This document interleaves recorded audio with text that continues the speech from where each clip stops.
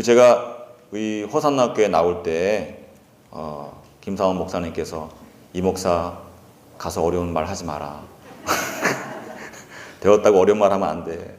그렇게 교직원들 경고를 하는데 갑자기 그 얘기를 하셔서 제가 깜짝 놀랐는데 내가 어려운 말 한 적이 있나? 그리고 깜짝 놀랐는데 오늘은 좀 어려운 본문을 말씀드리게 됐어요. 오늘은 좀 그 어려운 본문을 좀 말씀드리려고 하는데 이게 신학자들이 목사님 난제, 성경의 난제라고 하는 그러한 본문들이 꽤 있습니다. 그죠?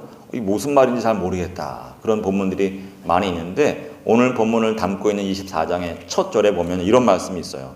이 24장에 진행되는 모든 이야기 이 말씀으로 시작이 되는데 여호와께서 다시 이스라엘을 향하여 진노하사 그들을 치시려고 다윗을 격동시키사 가서 이스라엘과 유다의 인구를 조사하라 하신지라. 요 말로부터 이어지는 사건들이 난제 중에 하나입니다. 하나님께서 이스라엘 향하여서 진노하셨다.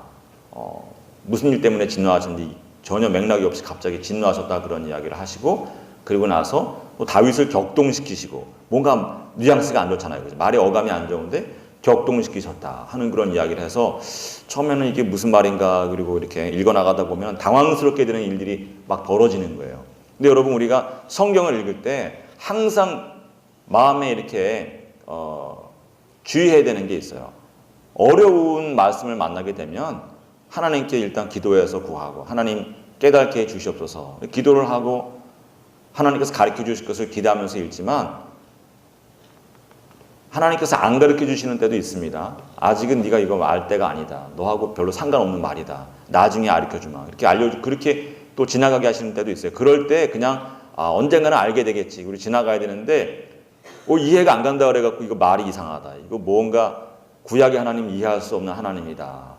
하나님 정말 합리적이지 않다. 폭력적이다. 뭐 이렇게 온갖 이야기, 자기가 이해하지 못한 말씀 때문에 하나님을 그렇게 이야기하고 그렇게 이해하고 성경을 그렇게 옳지 않게 이해하는 분들이 꽤 많습니다. 근데 여러분 항상 우리가 말씀 읽을 때 이해가 안 되더라도 언젠간 이해될 날이 오겠지. 이렇게 넘어가야지. 그리고 억지로 풀라고 그러면 힘이 들고 또 언젠가는 또 알고 나면 뭐든지 쉬워요. 학교 다닐 때 기억해 보세요. 이렇게 학창 시절을 기억해 보면 모를 때는 엄청 어려운데 알고 나면 별거 아닌 것 그런 것들이 있습니다. 그죠? 오늘 말씀에도 이렇게 보면은 하나님께서 다윗을 격동시키셨다 하는 그런 말씀이 나오는데 하나님께서 격동시키시니까 뭐 당할 재주가 있습니까? 다윗이 하나님께서 격동시키신 대로 유다와 이스라엘의 인구를 계수하게 만듭니다. 계수하게 할 때 요압 장군이 이건 좀 이상한데요. 왕이시여 이건 왕답지 않습니다. 하나님께서 기뻐하지 않으실 것 같은데요. 뭐 이렇게 여러 가지 말로 조언을 합니다. 그러나 하나님께서 격동시키셨기 때문에 다윗이 알지 못하는 거예요. 그래서 여러 말 하지 말고 그냥 시키는 대로 해. 그래가지고 인구조사를 하는데 인구조사 보고를 딱 받은 다음에 다윗의 마음 가운데 자책감이 드는 거예요. 내가 잘못했구나. 하나님께서 양몰이 하던 양치기 소년을 갖다가 도와주셔서 왕의 자리까지 오르게 하셨는데 내가 내 힘으로 된 것이 아닌데 내가 얼마나 힘쓰고 했으면 양치기가 소년이 되겠는가. 내 힘으로 된 것이 아닌데 마치 내 백성인 것처럼 내가 힘을 과시하는 것처럼 그렇게 인구를 계수했구나. 이거 잘못된 것이구나 하는 그런 마음으로 자책을 하는 것입니다. 여러분 남의 집에 가가지고 남의 하인들 뭐 이래라 저래라 하고 남의 하인 뭐 인원 보고에 이러는 사람 없잖아요. 그죠? 하나님의 백성인데 하나님께서 잠깐 자기에게 왕의 지위를 주신 것인데 마치 자기 백성인 것처럼 계수하고 그러는 것이 적절하지 않은 행동이라고 다윗은 그렇게 생각한 거예요. 그래서 하나님께 잘못했습니다 이렇게 이야기할 때 우리가 앞에 있는 내용을 알고 있기 때문에 하나님께서 시키신 건데 하나님께서 격동시키신 건데 그러면 하나님께서 다윗에게 보통의 경우 같으면 그거 잘못한 거지만 내가 시킨 거니까 괜찮아 이렇게 말씀해 주시면 좋은데 하나님께서 그렇게 말씀하시지 않는 거예요. 하나님께서 시키셔놓고서는 막상 하고 나니까 하나님께서 정말로 다윗이 잘못했습니다 그러니까 그래 너 잘못했다 벌 받아야 된다 3가지 중에 어떤 벌을 받을래? 그리고 말씀하시는 거예요. 사람들이 이해하기 힘들어지는 거예요. 이게 뭐냐 이거 하나님께서 시키셔놓고 하나님께서 또 벌을 주시네 이거 어려운데 이거 무슨 말이지? 이제 그런 생각을 하게 되는 것입니다.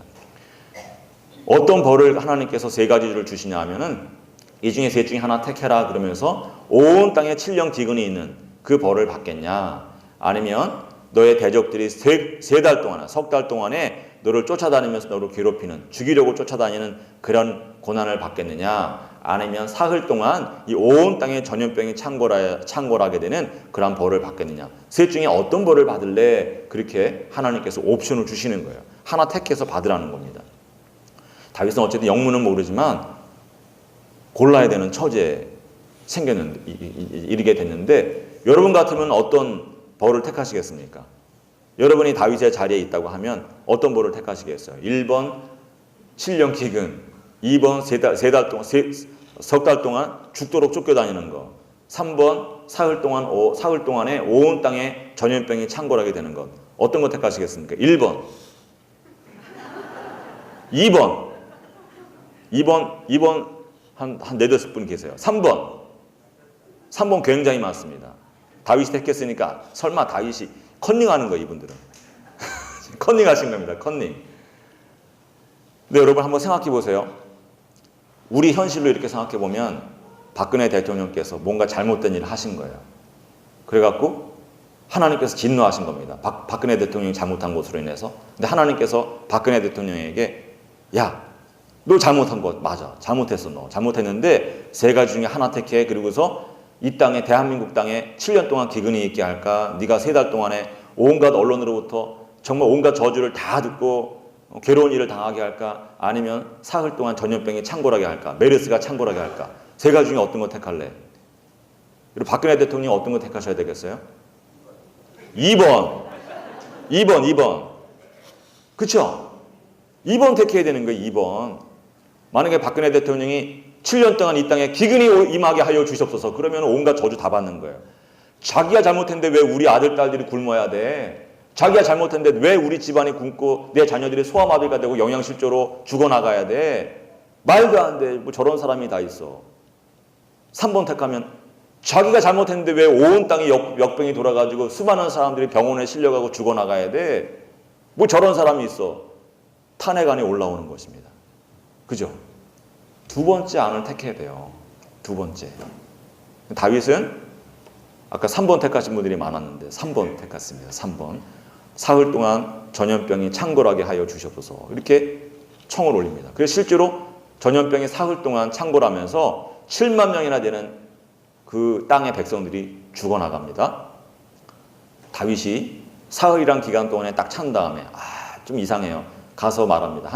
하나님, 내가 잘못했는데 이 백성들이 무슨 죄가 있다고 하나님 나와 내 집에 벌을 내리시지, 이제는 더 이상 이 백성들에게 벌을 내리지 말아 주십시오. 이렇게 간청하는 그런 이야기가 나오는데, 저는 그 말을 딱 읽을 때마다 선택할 때 그 생각 못했나? 그리고 첫째 날 죽어나갈 때 그 얘기 해야지, 둘째 날 죽어나갈 때 그 얘기 해야지, 사흘 다 찬 다음에 그런 얘기 하니까 얄미운 거예요. 실제로 여러분, 다윗이 얄미운 짓을 하고 있는 것입니다. 하나님께서 그걸 보여주시는 거예요. 아예 말 안 하는 것보다는 낫지만 다 게임 끝난 다음에 생색내는 것 같은 그런 모습을 보여주는데, 여러분, 왜 이런 일들이 사무엘서의 마지막 이야기로 하나님께서 기록하게 하셨는가? 사무엘서의 마지막 이 본문이 중요한 것입니다. 이 사건이 굉장히 중요한 거예요. 사무엘서의 결론이고 핵심 메시지가 이 사건 안에 있습니다. 하나님께서 이스라엘 백성들을 향하여 진노하셨다고 그러지 않습니까? 하나님께서 이스라엘 백성들에게 보여주시고자 하는 것이 있는 거예요. 무엇을 보여주시고자 하느냐? 사무엘서는 사실 이스라엘의 왕정이 어떻게 도입되게 되었는가, 그 이야기를 하는 책인데, 하나님께서 이스라엘 백성들에게 늘 함께 하시면서 애굽의 바로도 감당하지 못하는 그런 능력으로 구출해내시고, 가나안 땅에서 40년을 함께 하시면서 도우시고, 가나안 땅을 정복하게 하실 때 왕이 없는 이스라엘 백성들이 여호수아 12장에 보면 왕 있는 백성 31명의 왕의 이름이 나오거든요. 왕이 없지만 내가 너희와 함께하면 왕 있는 백성들이 다 패배하게 되는 것이다. 너희가 승리하는 것이다. 가르쳐주고 또 가르쳐주시지만 이스라엘 백성들이 결정적인 순간에 사무엘에게 나아가서 뭐라고 얘기하느냐 하면, 여태까지 하나님께서 도와주신 거 감사한데 앞으로는 우리에게도 왕을 허락해 주십시오. 눈에 보이지 아니하는 하나님 믿고 가는 게 얼마나 불안한지 모릅니다. 우리에게도 눈에 보이는 왕, 우리와 늘 함께 할 수 있는 그 왕을 허락해 주십시오. 사람은 늘 눈에 보이는 것을 믿는 것입니다. 눈에 보이는 것을 의지하는 것입니다. 그래서 눈에 보이지 아니하는 하나님, 그 하나님보다는 눈에 보이는 왕, 좀 부족하고 좀 불완전할지라도 그런 왕을 우리에게도 허락해 주십시오. 그런 요청을 하는데 사무엘이 화를 내지만, 사무엘이 낙심하고 화를 내지만 하나님께서 그때 사무엘상 8장에 보면 너무나 잊혀지지 않는 그런 말씀하십니다. 사무엘아, 화내지 마라. 저들이 버리는 것은 네가 아니야. 저들은 나를 버리는 거야. 그렇게 이야기하시면서 저들에게 가서 말해라. 너희가 세우는 왕정의 제도가 이러이러할 것을 이야기해라. 가르쳐 주어라. 미리 알려주어라. 사무엘이 말했을 때 백성들이 괜찮습니다. 걱정하지 마시고 왕이나 주세요. 하나님께서 왕을 주십니다. 사울을 주시고 다윗을 주시는 거예요. 근데 여러분, 하나님께서 무엇으로 인해서 진노하시는지는 오늘 우리가 읽은 본문을 앞에 나와 있는 24장 1절 거기 이어지는 내용을 보면 우리가 알게 되는데, 여러분, 하나님께서 가르쳐 주시는 거예요. 야, 다윗보다 더 훌륭한 왕이 있겠냐? 다윗처럼 너희들을 잘 인도할 수 있는 그런 왕이 전에도 없고 후에도 없고 이 땅에만 없는 것이나 저 땅에 가도 없다. 어느 나라를 가도 어느 시대를 가도 다윗과 같은 왕 구하는 것이 쉽지가 않아. 그래서 여러분, 우리가 실제로 지금도 이스라엘 사람들은 다윗과 같은 왕을 구하잖아요. 메시아를 그렇게 기다리는 것입니다. 신약에서도 보면 인용할 때 하나님의 마음에 합한 사람으로 다윗을 이야기하는데, 하나님께서 그 백성들에게 마지막으로 어떤 것을 보여주시냐면, 다윗처럼 훌륭한 사람이 없지만 너희들이 선택한, 너희들이 달라고 해서 준 사람을 내가 왕으로 세워줬는데, 그 다윗조차도 정말 결정적인 순간에, 위기의 순간에 어떤 결정을 하는가 한번 봐라. 이스라엘 백성들에게 보여주시는 거예요. 다윗이 너희를 위하고 너희를 복주는 그런, 지켜주는 그런 결정을 하는지, 아니면 자기 자신을 위한 결정을 하고 백성들에게 재앙이 되는 그런 결정을 하는지 너희가 봐라. 그걸 보여주시는 것입니다. 여러분, 다윗은 인간적으로는 이해가 돼요. 다윗이 젊은 시절에 장인한테 쫓겨가지고 아무 죄도 없는데 10년 넘게 광야 생활하고 외국에 나가서 블레셋 족속에 붙어 살고 얼마나 힘이 들었습니까? 다윗이 나 더 이상 그 일 못해. 내가 그때는 젊고 어렸으니까 하지. 내가 지금 이 나이에 내가 그 고생 어떻게 해. 나 석 달이 아니라 사흘도 못해. 니들 뭐 자라보고 놀란 가서 소뚜껑 보고 놀란다는 말도 몰라? 나 더 이상 그거 못해. 끔찍해. 생각도 하기 싫어. 그러면서 안 하는 건 이해가 되지만 어쨌든 간에 백성들 입장에서 보면은 다윗 때문에 재앙을 받잖아요. 그죠? 7만 명이 죽은 거예요. 7만 명이. 하나님께서 이스라엘 백성들에게 그것을 보여주시는 것입니다. 너희 왕 달라고 그랬지? 다윗보다 더 좋은 왕 구할 수 없다. 그러나 분명하게 이 시간에 알아라. 아무리 훌륭한 사람을 갖다 주어도 결코 그 사람이 너희를 지켜줄 수 없다. 그 사람이 너희를 사랑하고 너희를 위한 결정을 내리지 못하고 결정적인 순간에 오히려 그 사람을 통하여서 너희 가운데 재앙이 임하는 것을 너희가 알아야 된다. 왕은 세워졌지만 마음속에 진정한 왕은 여호와 한 분뿐이신 것을 너희가 기억해야 된다. 여러분, 그것이 사무엘서가 결정적으로 핵심적으로 가르쳐주는 메시지인 것을 꼭 기억하시기 바랍니다. 여러분, 실제로 살다 보면은 가장 큰 어려움이 어디로부터 오느냐? 내가 믿었던 것으로부터 옵니다. 내가 믿었던 사람으로부터 오는 것입니다. 내가 사랑한 사람을 통하여서 가장 큰 슬픔과 재앙이 오는 것입니다. 그래서 우리가 항상 정말 하나님 외에는 우리가 사랑의 대상은 되지만 믿을 수 있는 대상은 아무것도 없는 것을 알아야 돼요. 우리의 자녀들 우리가 사랑하지만 믿음의 대상은 아닌 것입니다. 내 자녀가 이 다음에 내 마음을 행복하게 해주고 나를 잘 공양할 것이다. 그런 믿음을 가지면 안 돼. 그냥 사랑의 대상이지 믿음의 대상은 아닌 것입니다. 우리를 지켜주시고 우리를 복주시는 분은 하나님 한 분뿐이신 것입니다. 아멘. 우리가 부모님을 사랑해야 돼요. 부모님을 잘 모셔야 되지만 부모님이 우리의 믿음의 대상은 아닙니다. 우리 아버지가 나를 지켜줄 것이다. 우리 어머니가 내 길을 열어줄 것이다. 절대 그런 생각하면 안 되는 것입니다. 요즘에 신문에, 뉴스에, 인터넷에 보면은 자주 나오는 게 있잖아요. 청와대 무슨 높으신 분이 자기 뭐 대학생 딸 또 의경으로 가 있는 그런 아들, 그 아들들에게 자기 회사에 그 주어진 차 뭐 2억 원이 넘는 무슨 유명한 차래요. 그 외제차를 갖다가 사용하게 했다. 그것 때문에 또 말이 막 나는데, 사실 여러분 그 부모 아버지 입장에서 보면은 얼마나 귀한 아들이고 얼마나 귀한 딸이에요. 내가 안 쓸 때 야 딸아, 아버지 이런 사람이야, 너 기분 좀 내, 주는 거예요. 사실 뭐 그렇게 하면 안 되지만 아버지 마음은 그럴 수 있잖아요. 그죠? 그렇게 하면 안 됩니다. 안 되지만 아버지 마음은 그럴 수 있잖아요. 사실 그런 식으로 따지면 우리 가운데 정말 이렇게 캐서 먼저 안 나오는 사람 아무도 없어요. 근데 어쨌든 간에 그 아버지는 자기 나름대로 아들 사랑하고 딸 사랑한다고 했지만 이것이 이제 문제가 되고 나니까 아들과 딸이 얼굴을 들고 다닐 수가 없는 거예요. 또 아들과 딸은 우리 아빠 멋있어. 우리 아빠 정말 존경스러워. 아빠 사랑해. 뭐 이러면서 타고 다녔지만 나중에 자기들이 타고 다닌 것 때문에 아버지가 공경에 처하게 된 거예요. 여러분, 사람이 다 사랑한다고 하지만 다 아낀다고 하지만 좋은 마음으로 하지만 그것이 항상 좋은 결과를 가져오는 것은 아닙니다. 하나님께서 지켜주시지 아니하면 그 누구도 평안한 삶을 이어갈 수가 없는 것이고 하나님께서 복 주시지 아니하면 우리가 지금 이 순간에 영원히 누릴 것 같은 복도 한순간에 날아가 버리는 것입니다. 지난주에도 청와대 높은 분이 그 교육부에 있는 높은 분이 한순간에 말 잘못한 것 때문에 날아갔잖아요. 그죠? 한순간에 진짜 땅으로 탁 개구리 땅에다 패대기 치듯이 그렇게 패대기를 당해가지고 그 인생이 정말 힘들어진 거예요.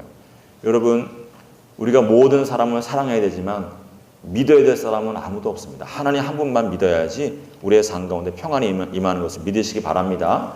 정말 우리가 잘못된 선택을 하는 경우가 얼마나 많은지 몰라요. 사실 하나님께서 이 사건을 통해서 가르쳐 주시는 것이 뭐냐면 야, 너네 다윗 원망하지 마.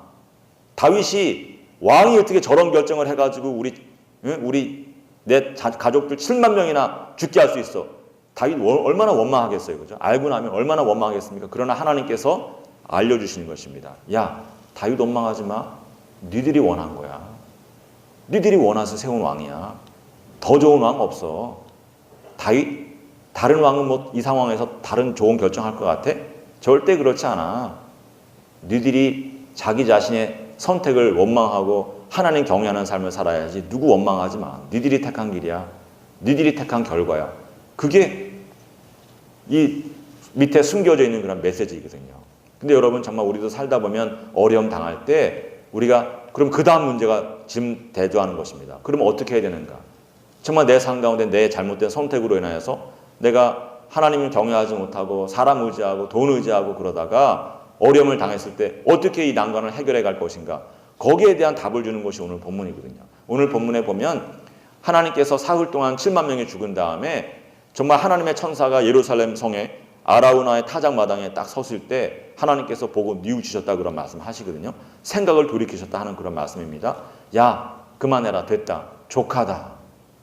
그리고 그 순간에 이 재앙이 그치는 그런 이야기를 하는데 오늘 읽은 본문은 그 말을 조금 더 부연 설명해 주는 것입니다.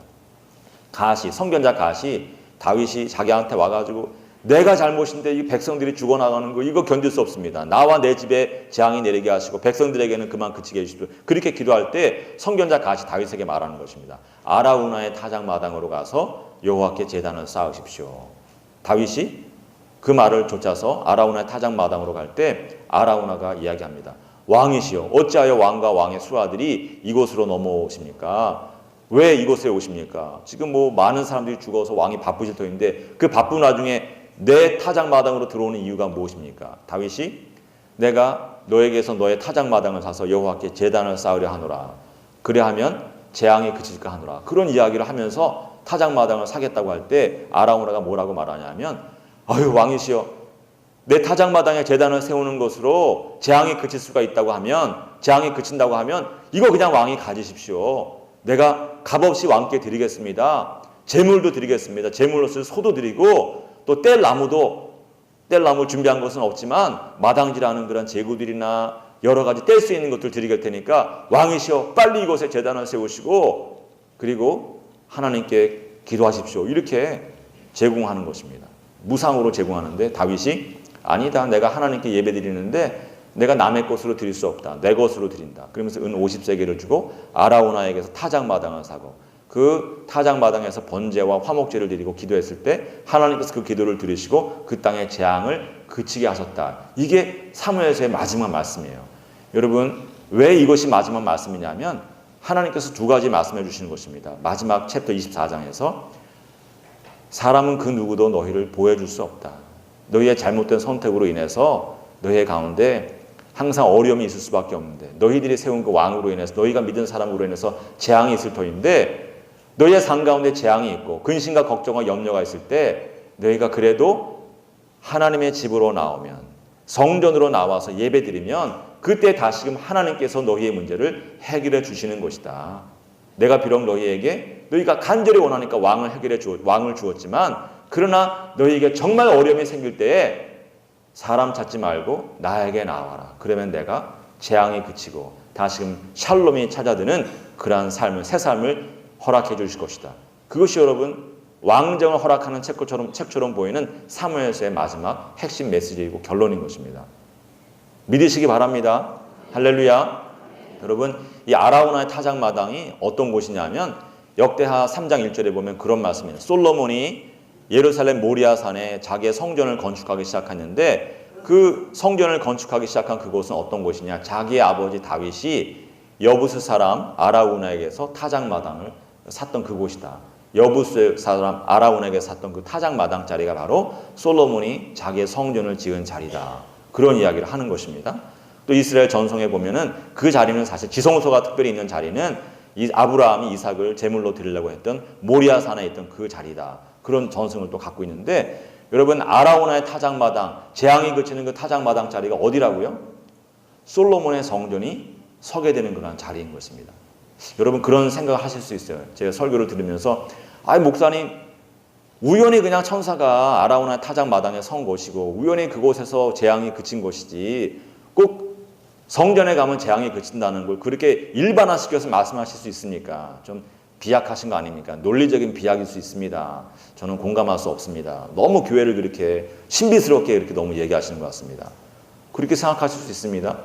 그러나 여러분 솔로몬이 성전을 봉헌할 때 어떤 기도를 드리냐 하면 하나님께 그런 기도를 드려요. 하나님 우리의 백성이 전장에 나갔다가 자기들이 알게 모르게 지은 그런 죄로 인해서 전장에서 패배하게 될 때에 그 백성이 돌아와서 이 성전에서 기도하거나 또는 성전에 올 수 없어서 성전을 향하여서 기도하게 되면 하나님 이 성전을 향하여서 이 성전에서 드려지는 그 기도를 보시고 우리 백성들을 회복시켜 주시옵소서.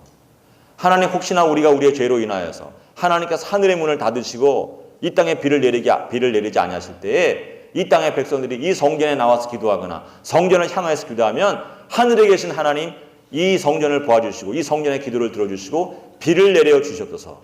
메뚜기들이 우리의 농작물을 먹을 때에 하나님의 백성들이 이 전에 와서 기도하거나 이 전을 향하여서 간절하게 기도하면 하늘에 계신 하나님 들어주시고 이 전에서 드려지는 기도를 들어주시고 그 황충때를 메뚜기 때를 없이 하여 주시옵소서. 하나님 우리의 지은 죄로 인하여서 이 온 땅에 전염병이 돌 때에 하나님의 백성들이 이 전에 나와서 기도하거나 이 전을 향하여서 간절하게 기도하면 하늘에서 이 전을 바라봐 주시고 이 전에 기도를 들어주시고 전염병이 그치게 하여 주시옵소서. 이 기도가 솔로몬의 봉헌 기도입니다. 열왕기상 8장에 나와 있어요. 여러분 열왕기상 9장에 하나님께서 그 기도를 응답하시는 내용이 나옵니다. 그 응답하시는 내용이 열왕기상 9장에는 간단하게 나오는데 역대기 똑같은 사건을 갖다가 기록하는 역대하 6장과 7장에 보면 굉장히 길게 나와요. 우리가 잘 아는 말씀이 있잖아요. 그죠? 혹 내가 하늘의 문을 닫고 비를 내리지 않게 하거나 혹 메뚜기들이 토산물을 먹게 하거나 혹 전염병이 내 백성 중에 유행하게 할 때에 내 이름으로 일컫는 내 백성이 그들의 죄에서 돌이켜서 스스로 낮추고 기도하여 내 얼굴을 찾으면 내가 하늘에서 듣고 그들의 죄를 사하고 그 땅을 고칠지라. 이는 내가 이제 이곳에서 하는 기도에 내 눈을 열고 내 눈을 들고 내 귀를 기울일지라. 이는 내가 이미 이 성전을 거룩하게 구별하여서 내가 내 이름이 영원히 여기에 머물게 하리라. 내 마음과 내 눈이 여기에 영원히 있으리라. 이 말 우리가 잘 아는 말씀이잖아요. 그죠? 역대하 7장 13절에 16절에 있는 그 말씀인데 여러분 이 유명한 말씀이 다 무엇에 대한 말씀으로 나온 거냐면 솔로몬의 봉헌기도, 성전 봉헌기도에 대한 응답으로 나온 것입니다. 그래서 여러분 우리가 늘 기억해야 되는 것이 있어요. 무엇을 기억해야 되느냐? 성전에는 하나님께서 약속하신 것이 있다고 하는 것입니다. 하나님의 마음과 눈이 늘 이 성전을 바라봐 주시고 연초부터 연말까지 주님께서 이 성전을 바라봐 주시면서 우리가 기도할 때 우리의 기도에 응답해 주신다. 특별히 우리가 우리의 죄를 회개하면서 주님께 나아가면 주님께서 하늘에서 보시고 우리의 죄를 사하여 주시고 우리의 땅을 고쳐주신다. 우리의 삶을 회복시켜 주신다. 그런 약속이 성전에 있는 것입니다. 할렐루야. 여러분, 그래서 재앙이 그치는 곳이 어디냐? 성전인 곳입니다. 어려운 일 당했을 때 낙심하여서 집에서 눈물 흘리는 것으로 절대로 문제가 해결되지 않습니다. 낙심하여서 집에서 눈물 흘리면 마음이 더 낙담되어지고 더 가라앉아서 나중에는 아파트 옥상으로 올라가게 돼 있어요. 그러나 하나님의 말씀을 믿고 성전으로 나와서 기도하면 반드시 그 모든 문제가 해결되어지고 우리의 마음에서 어둠이 사라지고 장차 큰 기쁨과 즐거움이 깃들이게 되는 그 날이 반드시 오는 것을 믿으시기 바랍니다. 재앙이 그치는 곳이 어디라고요? 성전인 곳입니다. 여러분, 예루살렘이라고 하는 곳이 어떤 곳이냐? 예루살렘의 의미가 뭐냐? 그 어휘의 뜻이 뭐냐? 단어의 뜻이 뭐냐? 아직까지도 일치된 의견이 있는 것은 아니지만 예루살렘의 끝이 무슨 말입니까? 샬렘이잖아요. 샬렘, 예루살렘, 샬렘입니다. 뿌리가 되는 또 다른 말이 뭐가 있지? 우리가 아는 말이 샬롬입니다. 샬롬. 예루살렘이라고 하는 도시, 하나님의 도시는 어떤 곳이냐? 샬롬이 있는 도시인 것입니다. 하나님께서 계신 곳이기 때문에 하늘로부터만 임할 수 있는, 하나님께서만이 주실 수 있는 하늘의 평안이 있는 그런 곳이 어디냐? 바로 하나님의 성전이 있는 곳, 저와 여러분이 지금 예배드리고 있는 이 자리가 바로 하나님의 샬롬이 임하는 곳, 모든 근심과 걱정이 사라지고 우리의 재앙이 그치는 곳인 줄 믿으시기 바랍니다. 할렐루야. 여러분, 정말 제가 신학교 온 지 오래됐으니까 많은 귀한 목사님들, 많은 분들 만났는데 한 목사님, 제가 존경하는 목사님 중에 한 분이 그런 얘기를 하시는 거예요. 목회가 뭐냐? 목회가 뭐냐? 목회는 주의 자녀들을 기쁘게 해주는 것이다. 한 주도 그냥 지나가면 안 된다. 어떻게 하면 내 교인들 기쁘게 해줄 것인가? 그것을 위해서 항상 기도하고 애써야 되는 것이 목자하고 목사인 것이다. 농사 짓는 사람들을 바라보라. 농사 지을 때 여러분, 농사 짓는 사람이 아프다고 씨 뿌려야 될 때 누워 있을 수 없잖아요. 그죠? 아파도 씨 뿌릴 때 씨를 뿌려야 되는 것입니다. 김 맬 때 김 매줘야 되고, 배추 솎아줄 때 솎아줘야 되고, 병충해 제거해 줘야 되고, 거름 줘야 될 때 거름 줘야 되고, 다 때가 있어요. 그 농부는 몸이 아파도 때가 있기 때문에 때를 놓치지 않기 위해서 늘 일어나서 힘써서 일해야 되는 것입니다. 농부는 그래서 늘 병이 나서 오래 못 살잖아요. 그죠? 농사하시는 분들이 늘 몸이 굳고 병에 골골거리고 자연 환경 가운데 사니까 건강하실 것 같지만 건강하지 않은 분들이 많거든요. 왜 그러냐? 몸이 아무리 아파도 타이밍을 놓치면 안 되기 때문에 그런 것이다. 목회도 그런 것이다. 목회도 다 때에 맞춰서 하나님의 자녀들의 필요를 채워주기 위해서 늘 깨어있어서 이때는 요거 해야 된다. 이때는 저거 해야 된다. 그걸 항상 깨어서 준비하는 것이 목사이고 목자다. 목회는 교인이 기쁘게 하기 위해서 항상 바쁘게 움직여야 되고 늘 깨어있어서 기도하면서 하나님의 지혜를 구해야 되는 것이 목회다. 그런 얘기를 하시는데 저는 그 말씀에 굉장히 은혜를 받았어요. 그 은혜를 많이 받고 어떻게 하면 내가 가는 곳에 교인들 기쁘게 할 것인가. 여러분, 교회는 정말 재앙이 그치고 평안에 깃드는 곳이라고 했는데 역으로 말하면 교회는 늘 그런 일을 위해서 힘써야 되는 곳입니다. 할렐루야. 여러분, 교회에서 좋은 일들이 많이 일어나야 돼요. 저는 그 마음에 우리 교회 오기 전부터, 사실은 우리 교회 지원하기 전부터 내가 이제 목회해야겠다. 내가 여러 가지 계획을 갖고 있었지만 목회해야겠다. 그런 마음을 갖고 할 때 제 마음 가운데 꿈이 있었어요. 그 무슨 꿈이냐 하면은 저희 어머니가 그 암투병 하실 때 제가 미국에 있었거든요. 저희 어머니가 혼자 암투병 하셨습니다. 제 마음에 늘 근심과 걱정이 있는데 해드릴 수 있는 게 아무것도 없는 거예요. 그냥 전화드려서 그냥 기도해 드리는 거. 그 정도가 최선입니다. 문안 인사 드리는 게 최선이에요. 그때 저희 어머니 돌봐준 분들이 어떤 분들이냐. 중계충성교회에서 중계동에 중계충성교회라고 있습니다. 어머니 기도회로 유명한 중계충성교회 교인들이 저희 어머니 돌봐드린 거예요. 때때로 찾아와서 같이 예배드리고 같이 어디 다니기도 하시고 그 교회에 가서 위로받고 그렇게 보살핌을 받은 것입니다. 여러분, 요 24장 사무엘하 24장에만 이스라엘 땅에 재앙이 있는 것이 아니라 사실 오늘 우리의 삶 가운데 재앙이 있어요. 어떤 재앙이 있냐? 부모님 모시고 싶은데 모시지 못하는 그 마음의 근심 걱정들이 재앙인 것입니다. 내 자녀 사랑하지만 내가 키워줄 수 없는 그런 곳이 재앙인 거예요. 교회는 어떤 곳이 되어야 되느냐? 교인들의 재앙을, 교인들의 마음의 근심과 걱정을 헤아려서 그것을 해결해 주는 교회가 되어야 된다. 저는 그런 생각을 하는 거예요.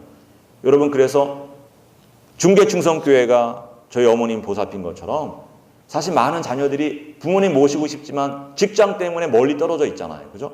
어머님, 아버님 늘 가까이 찾아뵙고 싶지만 직장 생활 바쁜 거예요. 자기 삶이 바쁘기 때문에 찾아뵙지 못하고 전화 한 통 못 드리고 답답해하는 분들이, 자녀들이 얼마나 많이 있습니까? 그런 자녀들 욕하지 말고 나무라지 말고 교회가 뭐 하는 곳이냐? 교회가 어른들 섬기고, 야, 우리 교회가 이 시대에 우리 지역에 있는 어머니들, 아버님들 다 섬기고 위로해드리고 즐겁게 해드리면 되지. 걱정하지 마라. 우리 호산나 교회가 그런 교회가 될 줄은 믿습니다. 자녀들도 마찬가지예요. 여러분, 집집마다 지금 다 자녀들이 하나입니다. 얼마나 귀한 자녀들인지 몰라요? 그런데 그 귀한 자녀들을, 그 사랑하는 자녀들, 젊은 부모들이 양육하지 못합니다. 왜? 사는 게 바빠요. 전부 어린이집 맡깁니다.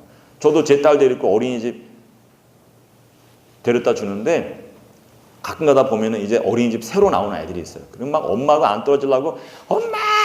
나 두고 가지 마! 그러면서 애들이 막 울어요. 그럼 저도 울고 싶어요. 저도 아줌마 딸 놓고 가지 말고 데리고 가요. 그러면서 막 울고 싶은 거예요. 애들이 3시까지 거기 있어요. 저는 제 딸 그냥 데리고 옵니다. 점심시간 되면 데리고 오는데 애들을 사랑하지만 키울 수 없는 부모들이 많은 거예요. 여러분, 저는 우리 호산나 교회가 중계동, 하계동, 상계동, 월계동, 공릉동에 있는 아이들 키워주는 교회가 되기를 믿고 기대합니다.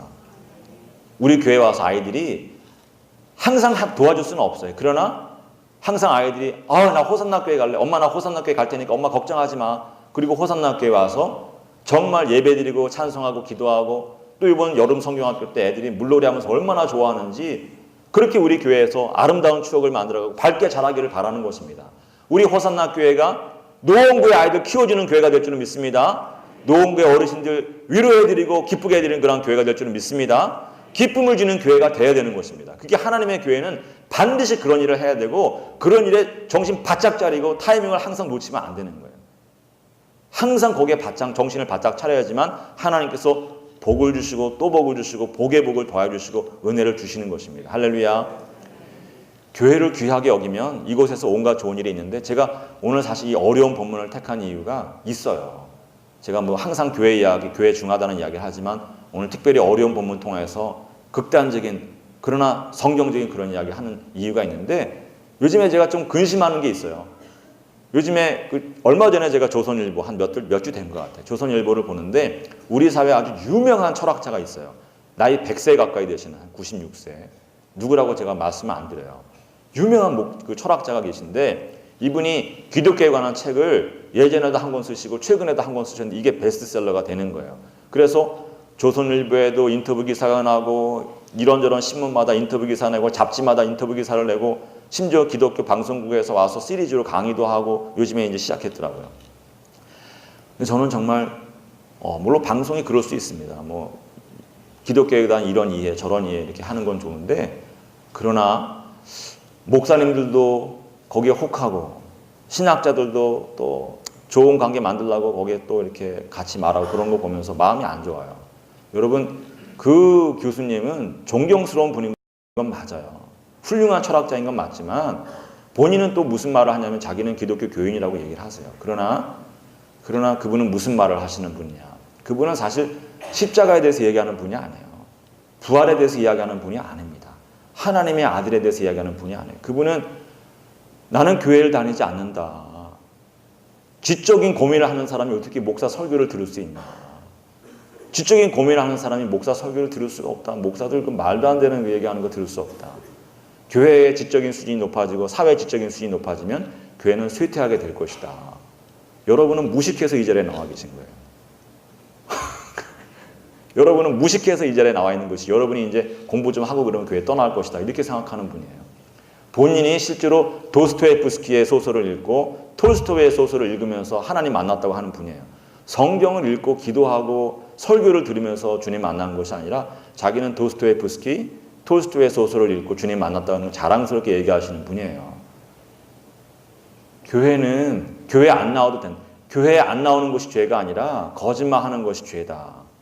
이분은 무교회주의에 가까워요, 사실은. 자기는 교회 안 다닌다 이렇게 당당하게 얘기하시는 분이거든요. 출석하는 교회가 등록한 교회는 있는지 모르지만 교회를 정기적으로 출석하는 분이 아니에요. 그리고 이분에게 있어서 신앙이라고 하는 것은 뭐냐? 예수님께서 가르쳐 주신 대로 사랑 귀하게 여기고 자유와 평등과 박애의 정신을 실천하여 살면 그것이 기독교인인 것이지 교회 나간다고 교인이 되는 것이 아니다. 그렇게 이야기하는 분이에요. 그분은 신학자도 아니고 목사도 아니고 그분은 사실은 신앙인도 아닙니다. 자기는 기독교인이라고 생각하고 기독교가 이런 거 배워야 된다. 기독교 정신이 뭐냐? 여러분, 교회를 우습게 알면 안 돼요. 교회를 그렇게 생각하면 안 돼요. 여러분, 자녀를 훌륭하게 키웠습니다. 내 아들이 대통령이 되었어요. 그러나 그 아들은 평생에 나한테 절 한 번 안 합니다. 평생에 아버지 집에 내 집에 찾아오지도 않고 나에게 절 한 번 안 해요. 내 아들이 서울대 총장이 됐습니다. 그러나 그 아들은 한 번도 내 집에 찾아와서 사과 한 봉지 들고 내 집에 오는 법이 없어요. 절하는 법이 없습니다. 자녀입니까? 내 아들 서울대 총장 됐다고 대통령 됐다고 자랑할 수 있어요? 하나님께서도 세상에서 아무리 높은 대통령이 되고 국방부 장관이 되고 삼성 회장이 되어도 그룹 회장이 되어도 하나님 집에 와서 무릎 꿇지 아니하는 사람 자녀로 여기지 않으신 것입니다. 여러분, 무교회주의가 멋있어 보이지만 하나님 앞에 교회가 왜 있습니까? 예배 드리는 곳입니다. 예배. 교회는 예배 드리기 위해서 있는 곳이에요. 우리가 왜 하나님 믿습니까? 하나님이 영화롭게 하기 위해서 믿는다고 그러고 예배 드리기 위해서 믿는 것인데 여러분, 기도는 아무 데서 할 수 있을지 몰라요. 그러나 예배는 아무 데서나 못합니다. 예배는 반드시 교회에 나와서 하게 되어 있는 거예요. 주의 종이 있어야만 예배 드릴 수 있습니다. 자기가 성경 읽을 수 있어요. 기도할 수 있습니다. 그러나 예배는 이곳에서만 드릴 수 있는 거예요. 무릎 꿇어야 되는 곳입니다. 무릎 꿇지 아니하고 자녀가 될 수 없어요. 절하지 아니하고 자녀가 될 수 없는 곳입니다. 교회를 귀히 여겨야 돼요. 교회에 와서 하나님 앞에 무릎을 꿇어야지만 우리의 삶 가운데 좋은 일이 있는 거예요. 재앙이 그치고 영원한 좋은 일들이 작아 보이지만 영원히 지속되어지고 끝없이 뒤로 가면 가서 더 잘 되어지는 그런 일들이 있는 것을 믿으시기 바랍니다. 기복주의다 그런 얘기하면 안 돼요. 복 없이 살 수 있는 사람 아무도 없습니다.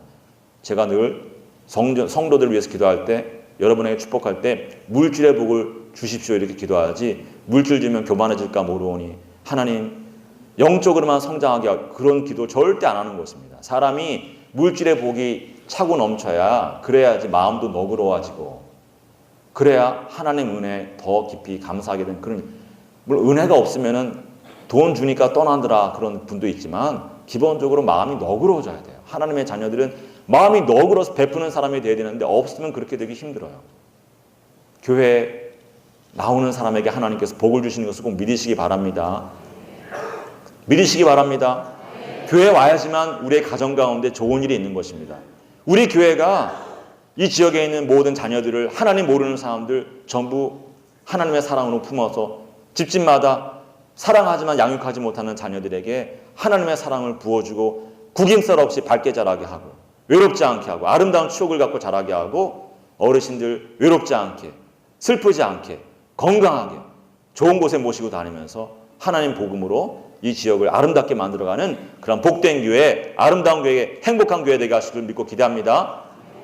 주님께서 우리에게 복을 주시면 은혜를 주시면 그렇게 할 줄로 믿고 우리 모두의 그러한 소망과 결단이 새로워지는 귀한 이 아침 예배가 되어지길 주님의 이름으로 믿고 기대하고 축원합니다.